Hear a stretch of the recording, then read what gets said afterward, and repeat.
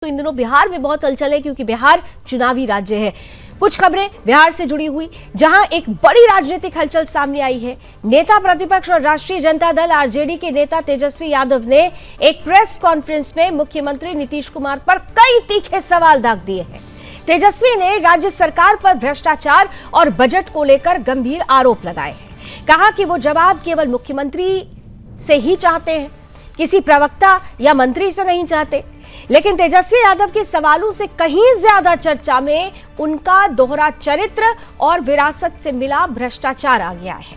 दरअसल जनता भी पूछ रही है कि आखिर तेजस्वी यादव किस हैसियत से भ्रष्टाचार पर सवाल उठा रहे हैं। क्या वो भूल गए हैं कि उनके ही पिता लालू प्रसाद यादव चारा घोटाले जैसे सबसे बड़े भ्रष्टाचार मामले में सजा याफ्ता हैं? क्या उन्हें याद नहीं है कि आईआरसीटीसी घोटाले में खुद वो अभियुक्त हैं और कोर्ट के चक्कर काट रहे हैं? यही नहीं, नौकरी के बदले जमीन जैसी अनगिनत केस लालू परिवार की पहचान बन चुके हैं। जेडीयू के प्रवक्ताओं ने तेजस्वी यादव पर करारा पलटवार किया। उन्होंने कहा कि तेजस्वी को भ्रष्टाचार पर बोलने से पहले आईना दिखाना चाहिए, आईना देखना चाहिए, क्योंकि सबसे बड़ा धृतराष्ट्र तो उनका अपना घराना ही है। लालू प्रसाद यादव वही धृतराष्ट्र हैं जिन्होंने पुत्र मोह में डूबकर बिहार को लूटने वालों को सौंप दिया था, बिहार को लूटने वालों को राज सिंहासन ही सौंप दिया था और भ्रष्टाचार की विरासत अपने बच्चों के हाथ में थमा दी थी। याद कीजिए कि 90 के दशक से लेकर 2005 तक लालू राबड़ी राज में बिहार को किस तरह से लूटा गया। अपराध, भ्रष्टाचार और जातिवाद की आग में राज्य को झोंक दिया गया। अस्पतालों में दवाइयां नहीं, स्कूलों में शिक्षक नहीं, विकास की जगह पलायन ही बिहार की पहचान बन गया। और ये सब कुछ हुआ लालू यादव के उसी शासन में, जिसे जंगल राज कहा गया। लेकिन हैरानी की बात तो ये है कि उसी परिवार के वारिस आज भ्रष्टाचार पर सवाल उठा रहे हैं। तेजस्वी यादव चाहे कितनी भी प्रेस कॉन्फ्रेंस कर ले, लेकिन बिहार की जनता भूलने वाली नहीं है कि जिनके पिता कोर्ट से सजा याफ्ता हैं, जिन पर खुद दर्जनों केस चल रहे हों, जिनके पूरे परिवार पर बेनामी संपत्तियों का आरोप है, वो किसी और पर भ्रष्टाचार का इल्जाम लगाएं तो ये हास्यास्पद लगता है। सच यही है कि तेजस्वी की राजनीति केवल आरोपों और भ्रम फैलाने तक सीमित है। यह भी ध्यान देने योग्य है कि लालू यादव खुद धृतराष्ट्र की तरह हैं, जिन्होंने अपनी नाबालिग बेटों को सत्ता का उत्तराधिकारी बनाने के लिए न केवल पार्टी बल्कि पूरे बिहार को ही दांव पर लगा दिया। और आज जब नीतीश कुमार बिहार को भ्रष्टाचार मुक्त शासन देने का प्रयास कर रहे हैं, तब तेजस्वी यादव आरोपों की बौछार कर रहे हैं। असल सवाल यह है कि लालू परिवार भ्रष्टाचार की विरासत को बचाने की राजनीति कर रहा है और ये कहा जाए कि बिहार को एक बार फिर से ये अंधकार की तरफ ढकेलना चाहते हैं, क्योंकि इतिहास गवाह है कि जब भी बिहार में विकास का मौका आया, लालू परिवार ने अपने निजी स्वार्थ और परिवारवाद के चलते उस मौके को बर्बाद किया है। तेजस्वी यादव के सवालों का जवाब जनता भी दे चुकी है। हर चुनाव में उन्हें नकार दिया गया। बिहार की जनता जानती है कि जो परिवार खुद भ्रष्टाचार की दलदल में फंसा हो, उसे किसी और पर आरोप लगाने का नैतिक अधिकार नहीं है। और इसलिए आज जब तेजस्वी यादव प्रेस कॉन्फ्रेंस करके नीतीश सरकार पर सवाल उठाते हैं, तो असल में बिहार की जनता के मन में यही सवाल गूंजता है कि भ्रष्टाचार का सबसे बड़ा धृतराष्ट्र कौन है। जवाब साफ है कि लालू प्रसाद यादव और उनका परिवार, जो अपने नाबालिग बच्चों को राजा बनाने का सपना देखता है और बिहार को फिर उसी अंधकार में धकेलना चाहता है।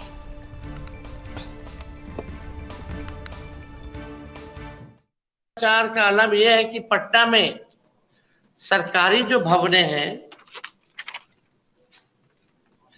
वहां आप देखिएगा साफ सफाई, झाड़ू पोछा के लिए, हमने ये पहले भी बोला था, बोले सरकारी भवनों के लिए साफ सफाई या झाड़ू पोछा के लिए लगभग 700 करोड़ रुपया खर्च होता है। संविदा कर्मियों के मानदेय बढ़ा नहीं सकते, लेकिन सब कुछ आउटसोर्स्ड है। तो इतना घपला चल रहा है बिहार में भ्रष्टाचार का, मतलब आप कह सकते हैं ऑर्गेनाइजेशनल करप्शन जो है पूरी तरीके से चल रहा है। अब बिहार का संगठित भ्रष्टाचार और खुदरा भ्रष्टाचार सारे रिकॉर्ड तोड़ चुका है। नीतीश जी भ्रष्टाचार के धृष्ट राष्ट्र हो गए। पहले हम भीष्म पितामह बोलते थे, अब धृत राष्ट्र हो गया है भ्रष्टाचार के। अब प्रधानमंत्री मोदी जी कितनी बार जो है नीतीश जी के घोटालों को भी है उन्होंने कई पब्लिक मीटिंग में कई फोरम पे जो है उनका घोटाला जो है गिनवाने का काम किया। और आप देखिए इंटरेस्टिंग चीज देखिएगा, हम एक छोटा सा नमूना आप लोगों को देना चाहते हैं, एक छोटा सा नमूना।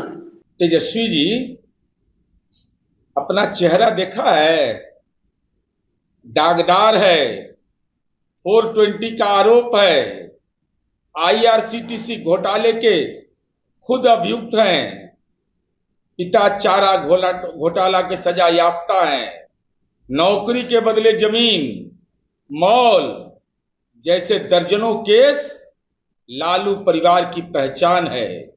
नीतीश कुमार जी की माननीय मुख्यमंत्री के कार्यकाल से पहले भी कोई माई का लाल पैदा नहीं लिया जो उस व्यक्तित्व पर भ्रष्टाचार का एक खरोंच का भी दाग लगा सके। उन्होंने बिहार को न्याय के विकास की अवधारणा के साथ जोड़ा।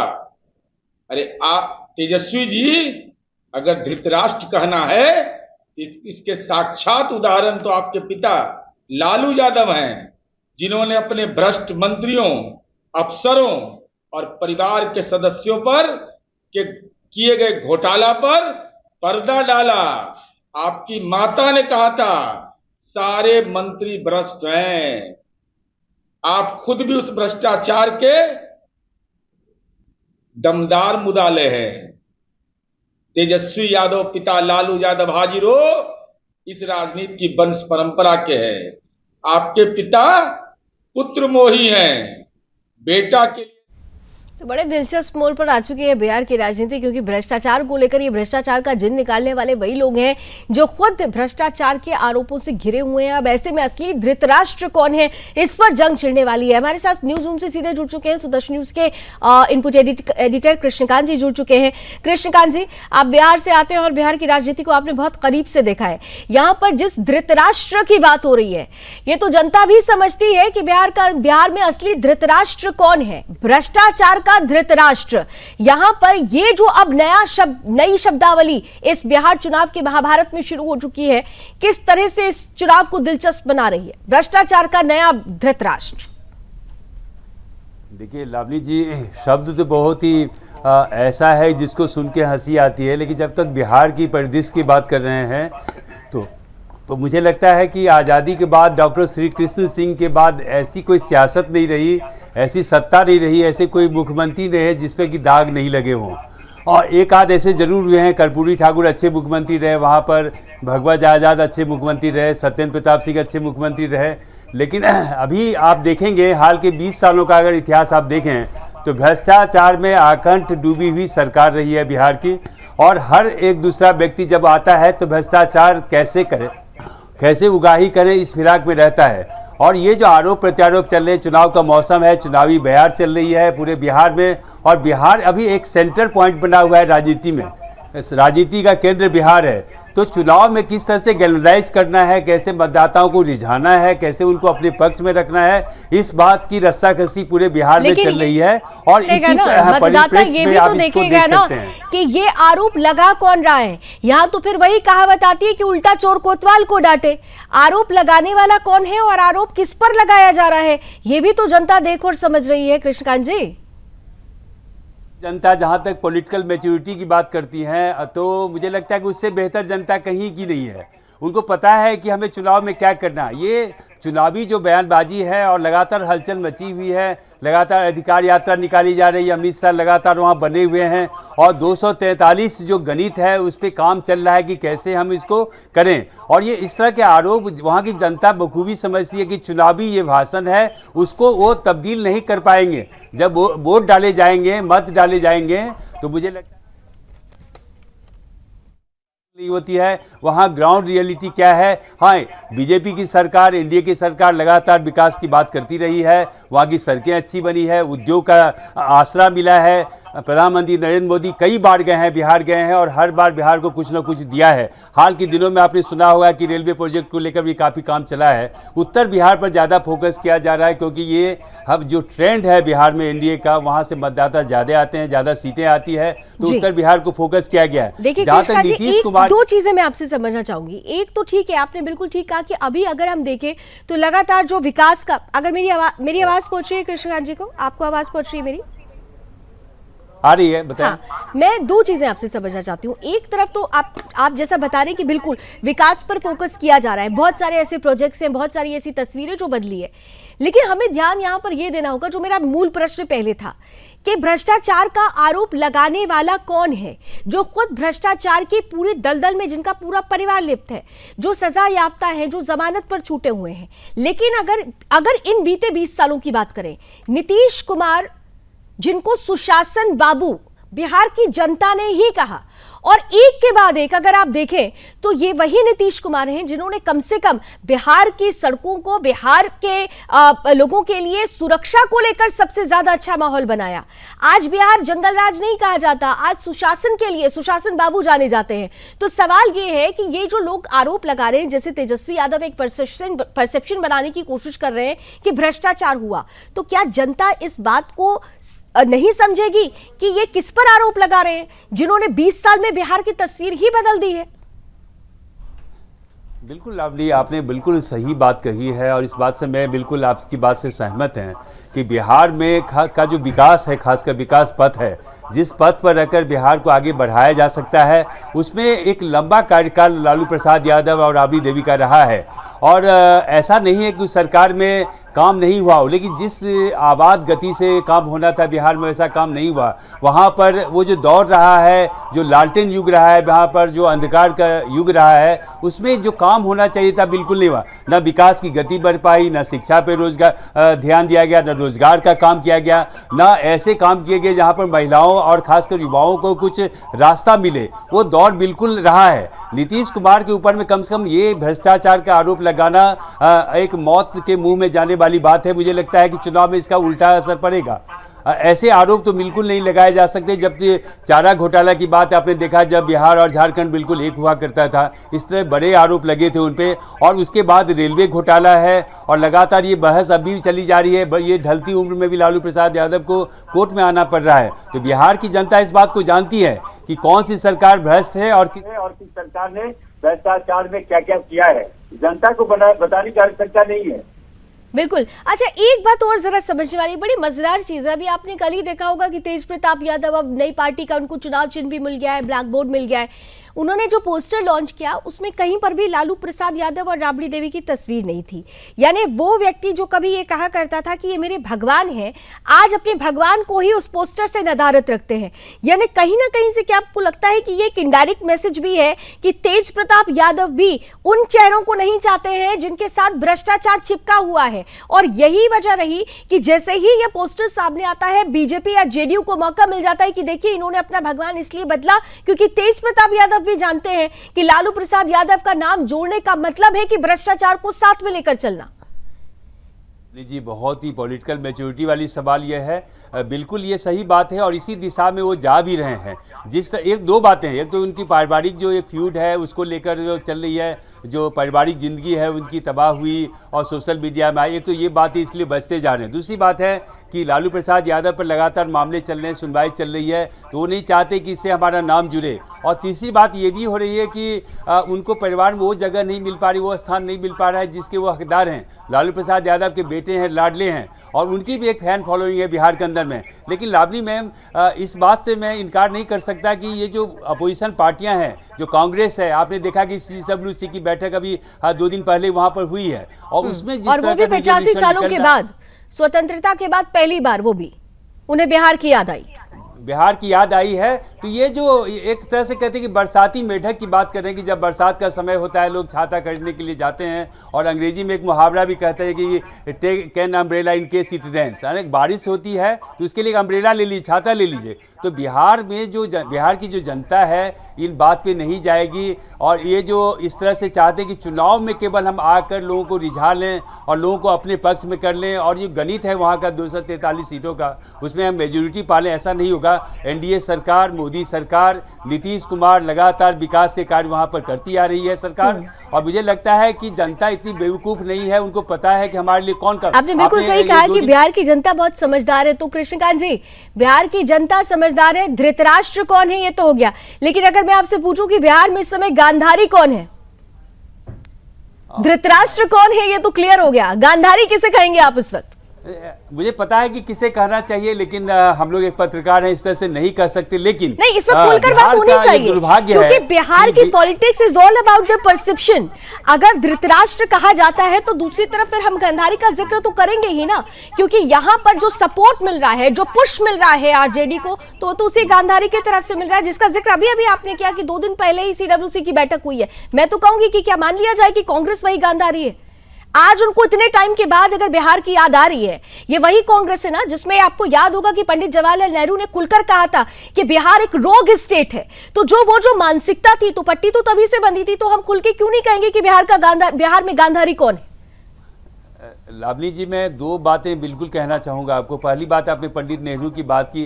पंडित नेहरू एक स्वप्नदर्शी थे, विजनरी थे। उन्होंने देश का एक सपना देखा था, देश को बनाया, औद्योगिकरण किया, और जिस तरह से भारत रूस के संबंध रहे हैं, काफ़ी काम हुआ बिहार के अंदर में। आपने देखे बड़े बड़े प्रोजेक्ट बिहार के अंदर आए थे। आप धनबाद की बात करते हैं, आप बोकारो की बात करते हैं, आप जमशेदपुर की बात करते हैं, आप झरिया की बात करते हैं, आप हजारीबाग की बात करते हैं। काफ़ी विकास के काम, यूरेनियम भंडार था, आपको स्टील उद्योग लगे, बहुत काम हुआ था उस समय जब बिहार और ये क्या झारखंड एक हुआ करता था। लेकिन अभी वर्तमान में जब आप बिहार की बात कर रहे हैं तो 2 बातें हैं। विकास के काम हुए हैं, लेकिन जिस रफ्तार से बिहार को आगे बढ़ना चाहिए था, आज़ादी के 75 वर्ष के बाद भी अगर बिहार में जाते हैं, हम भी खुद वहां से बिलोंग करते हैं, जितना विकास होना चाहिए था सरकार 20 वर्षों में तो देखने को मिली है। हालांकि इधर बीच आप देख रहे हैं कि अमित शाह कई बार उनका दौरा हो चुका है और उन्होंने शंखनाद कर भी दिया है।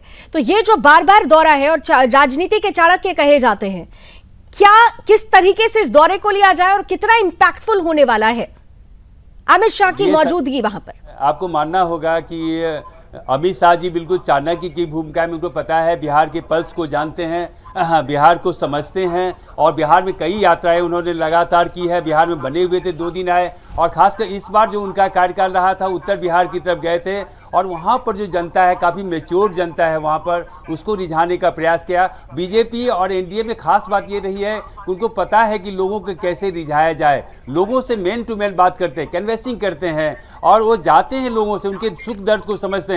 तो उनका प्रचार करने की शैली बहुत ही अच्छी है, और लोगों के मन में जाके बैठते हैं। प्रधानमंत्री लगातार कनेक्ट हैं, बिहार की जनता को वो सुनते हैं। वहाँ की आधी आवाम जो है, जनता है, महिला है, उसको आपने देखा कि कितने पैसे अभी गए हैं उनके अकाउंट में। तो उनको पता है कि कैसे लोगों को दिया जाए। और आप देखिए, धार्मिक तौर पर भी देखें कि सीता माता जो प्रचार की बात तो आपने कर दी है, तो मैं एक सवाल आपसे करना चाहती हूँ कृष्णकांत जी। इस बार एक चीज का प्रचार सबसे ज्यादा विपक्ष की तरफ से किया गया, वोट चोरी का। एसआईआर का मुद्दा सबसे ज्यादा इंपॉर्टेंट था, लेकिन उसके पीछे मकसद, उद्देश्य एक था कि किसी भी तरीके से अपने घुसपैठियों वाला जो वो वोट बैंक है उसे बचाना है। चुनाव आयोग को इसके लिए ढाल बना दिया गया, यानी एक पार्टी वर्सेस संवैधानिक संस्था हो गया। जबकि सवाल यहां पर ये था कि क्या विपक्ष नहीं चाहता कि बिहार को घुसपैठिया मुक्त किया जाए? अमित शाह की मौजूदगी और अमित शाह का 2 टूक ये कहना कि एक भी घुसपैठिया नहीं बचेगा, ये जो सीधा संवाद और ये सीधा संदेश है, ये कितना ज्यादा प्रभावित करेगा आने वाले समय में चुनाव को? चुनाव में ये मुद्दा रहेगा। हाँ, ये जो घुसपैठिए का मामला है बिहार में, खासकर जो सीमांचल का इलाका है, जो कि आप कह सकते हैं कि बंगाल से जो छूती हुई सीमाएं हैं, जिसमें कि पूर्णिया है, कटिहार है, किशनगंज है, फारबिसगंज है, ये जो इलाका है, आपने ओवैसी को भी देखा कि लगातार वहाँ बने हुए हैं, यात्रा कर रहे हैं। वहाँ मुस्लिम आबादी बहुत ज़्यादा है, उसको रिझाने का प्रयास किया है। लेकिन देश संविधान से चलता है, और संविधान में जो अधिकार आपने कहा ओवैसी का जिक्र किया, तो ये वही ओवैसी हैं जो इस बात का जवाब नहीं दे पाए थे कि अगर किसी जगह पर 100 लोगों का आधार कार्ड, 100 लोग हैं और आधार कार्ड अगर 126 बन जाता है तो ये 26 कौन है जिसपे उन्होंने पूरी तरह से पल्ला झाड़ दिया था। यानी स्पष्ट है कि ये वो पार्टियां हैं जो घुसपैठियों को अपना वोट बैंक मान रही हैं और इसी वोट बैंक को बचाने के लिए ही लगातार एसआईआर का विरोध हो। के बाद एक तमाम पार्टियों की तरफ से एक दूसरे पर आरोप प्रत्यारोप का दौर जारी है, लेकिन इन सब के बीच तय तो जनता को करना है कि कौन सच्चा है कौन झूठा है। कृष्णकांत जी, सुदर्शन न्यूज के इनपुट एडिटर, लगातार हमारे साथ बने हुए हैं और हम बड़ा महत्वपूर्ण मुद्दा कृष्णकांत जी इस बार इस पे बिहार के चुनाव में एसआईआर को लेकर जिसका जिक्र अभी हम लोग ब्रेक से पहले कर रहे थे, वोट चोरी का जो मुद्दा था, यहां पर दो चीजें बड़ी महत्वपूर्ण है। एक तरफ वोट चोरी का मुद्दा है, दूसरी तरफ तेजस्वी यादव भ्रष्टाचार का मुद्दा लेकर चले आए हैं। लेकिन इन दोनों ही मुद्दों में क्या आपको नहीं लगता कि विपक्ष का मुद्दा ही उनके लिए सेल्फ गोल साबित हो जाएगा? क्योंकि जब वो एसआईआर का विरोध करेंगे मतलब वो घुसपैठियों को बचाने का प्रयास कर रहे हैं, जब वो भ्रष्टाचार की बात करेंगे तो खुद उनका इतिहास उस दलदल में धंसा हुआ है। तो क्या आपको नहीं लगता कि इस बार विपक्ष ने जिन मुद्दों को उठाया है वो उनके लिए ही सेल्फ गोल बनने वाला है? बहुत हद तक सही आप कह रही हैं लावनी जी। ये जो मुद्दे उठा रहे हैं खासकर भ्रष्टाचार का, आपको पता है कि किस तरह से लालू यादव की सरकार रही और किस तरह से भ्रष्टाचार पे काम हुआ और उसकी अदालत भी गवाह है, जनता भी गवाह है। और चारा घोटाला, भारत में अगर घोटालों की बात करेंगे तो ये घोटाला हुए जो कि अब तक लोगों को याद है। हम लोग जब स्टूडेंट थे तब से सुनते आ रहे हैं कि चारा घोटाला हुआ। तो ये यहाँ पर भी जो आरजेडी है उसको नुकसान होता हुआ दिख रहा है। दूसरी बात आप कर रहे हैं कि एसआईआर का मुद्दा है बिहार में, जबकि चुनाव आयोग आपकी संविधान प्रदत्त संस्था है, बहुत अच्छा काम कर रही है बिहार में। आपके मतदाता की बात करें, वो जो लिस्ट जारी की गई है तो वो सबके सामने है। ऐसे मतदाता जो कि वहाँ पर हैं ही नहीं उनके नाम थे, ऐसे मतदाता जो कि गुजर गए हैं उनके नाम वहाँ शामिल थे, और ऐसे मतदाता थे जो कि यहाँ से शिफ्ट कर गए थे और उनका कहीं नामो निशान नहीं था। तो ऐसे मतदाताओं की छुट्टी की गई है, तकरीबन लाख ऐसे मतदाता पाए गए जिसको कम कर दिया गया। तो चुनाव आयोग लगातार बेहतर काम कर रही है। भारत का चुनाव आयोग न केवल भारतवर्ष में बल्कि पूरे विश्व में अपने काम के लिए जानी जाती है। अपनी ट्रांसपेरेंसी के लिए और अपने काम करने के तरीकों के लिए दुनिया भर में भारत के चुनाव आयोग की चर्चा होती है। और ऐसे में इस संवैधानिक संस्था को कटघरे में खड़ा करने का मतलब साफ है कि साफ तौर पर वो पार्टियां जो आरोप लगा रही हैं उनके खुद का इतिहास आरोपों से पटा पड़ा है।